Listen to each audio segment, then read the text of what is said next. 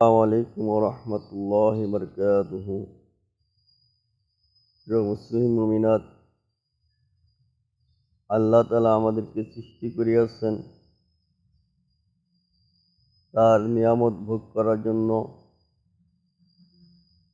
আর তার নিয়ামত ভোগ করে যে ব্যক্তি শুকরিয়া আদায় না করবে, আল্লাহ তাআলা তার সকল নিয়ামত কেড়ে নিবেন।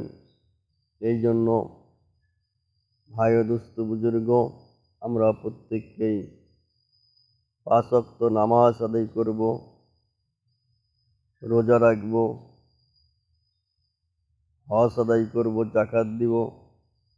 আল্লাহ তাআলা আমাদের প্রত্যেককেই এই সকল বিধান মেনে চলার জন্য তৌফিক দান করুক এবং পিতামাতার খেদমত করার জন্য তৌফিক দান করুক।